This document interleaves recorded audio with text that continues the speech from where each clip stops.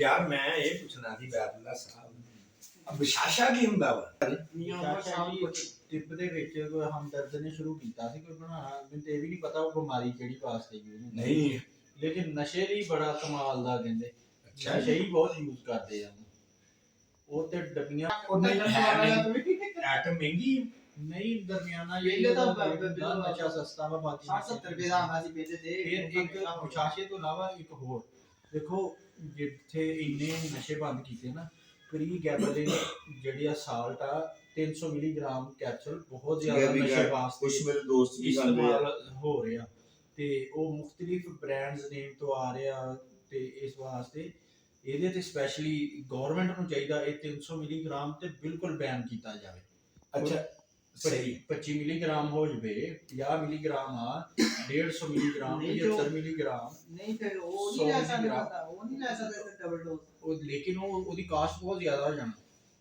ਜਿਹੜੇ ਨਹੀਂ ਵਿਸ਼ਾਸ਼ਾ ਜਿਹੜਾ ਮੈਂ ਤਾਂ ਵਿਸ਼ਾਸ਼ਾ ਹੀ ਕਹਿ ਰਿਹਾ ਉਹ ਵਿਸ਼ਾਸ਼ਾ ਜਦੋਂ ਬੰਦਾ ਖਰੀਦਦਾ ਵਾ ਉਹ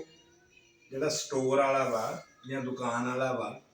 ਉਹ ਬਗੈਰ ਕਿਸੇ ਤਹਿਕੀਕ ਤੋਂ ਬਗੈਰ ਕਿਸੇ ਗੱਲ ਤੋਂ ਹੀ ਦੇ ਦਿੰਦਾ ਵਾ। ਉਹ ਤੇ ਵੇਚਣੀ ਇਸ ਲਈ ਦਿਆ ਉਹਨੂੰ ਪਤਾ ਇਹ ਨਸ਼ੇ ਵਾਸਤੇ ਇਸਤੇਮਾਲ ਹੋਣਾ। ਉਹ ਨਹੀਂ ਤਾਂ ਤੁਸੀਂ ਦੇਖੋ ਨਾ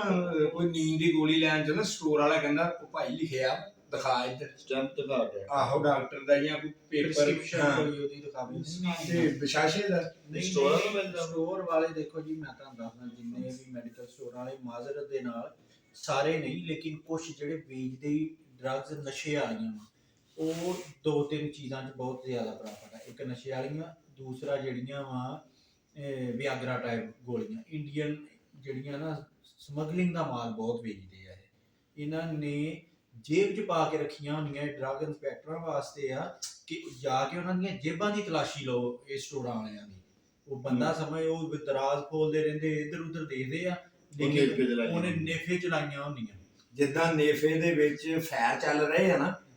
ਜਿੱਦਾਂ ਉਹ ਕਹਿੰਦਾ ਮੇਰੇ ਫੈਰ ਚੱਲ ਗਿਆ ਨੇਫੇ 'ਚ ਇਹ ਬਿਲਕੁਲ ਇਦਾਂ ਹੀ ਨੇਫੇ 'ਚ ਫੈਰ ਹੀ ਚੱਲਣੇ ਚਾਹੀਦੇ ਆ ਲੋਕਾਂ ਦੀਆਂ ਜ਼ਿੰਦਗੀਆਂ ਬਰਬਾਦ ਹੋ ਰਹੀਆਂ ਇੱਥੇ ਲੋਕਾਂ ਦੇ ਡਾਇਲਿਸਿਸ ਹੋ ਕੇ ਲੋਕ ਕਬਰਾਂ 'ਚ ਚਲ ਗਏ ਲੇਕਿਨ ਇਹ ਬੇਰਹਿਮ ਮਾਫੀਆ ਵਾ ਇਹਨੂੰ ਕੰਟਰੋਲ ਕਰਨਾ। ਜ਼ਿੰਦਗੀਆਂ ਤਬਾਹ ਹੋ ਰਹੀਆਂ ਵਾ ਭਾਈ ਘਰਾਂ ਦੇ ਘਰ ਤਬਾਹ ਹੋ ਰਹੇ ਆ ਘਰਾਂ 'ਚੋਂ ਸਮਾਨ ਚੁੱਕ ਚੁੱਕ ਵੇਚ ਰਹੇ ਆ ਬੱਚਿਆਂ ਦੀਆਂ ਫੀਸਾਂ ਖਾ ਰਹੇ ਆ ਔਰ ਮਹਿੰਗਾਈ ਉਤੋਂ ਇੰਨੀ ਆ ਔਰ ਇੱਕ ਆਦਮੀ ਨਸ਼ਾ ਕਰਨ ਲੱਗ ਜਾਵੇ ਫੈਮਿਲੀ ਦੇ ਵਿੱਚੋਂ ਪੂਰੀ ਫੈਮਿਲੀ ਬਸ ਉਹਦਾ ਹੀ ਭਰ ਰਹੀ ਆ। ਨਹੀਂ ਉਹਦਾ ਹੀ ਨਹੀਂ ਭਾਰ ਚੁੱਕਿਆ ਜਾਂਦਾ ਉਹ ਤੇ ਵਿਚਾਰੇ ਉੱਜੜ ਜਾਂਦੇ ਆ ਤੇ ਲਿਹਾਜ਼ਾ ਜੀ ਸਾਡੀ ਅਰਬਾਬ ਅਖਤਿਆਰ ਨੂੰ ਦਰਖਾਸਤ ਹਾਂਜੀ ਵਿਸ਼ਾਸ਼ੇ ਤੇ ਜਰਾ ਖਾਸ ਕਰਕੇ ਨਾ ਸਖਤੀ ਕੀਤੀ ਜਾਵੇ ਔਰ ਜਿਹੜਾ ਪ੍ਰੀ ਗੈਬਲਿਨ ਮਾਲੀਕਿਊਲ ਆ ਇਹਦੇ ਉੱਪਰ ਕੋਈ ਪਾਲਿਸੀ ਬਣਾਈ ਜਾਵੇ।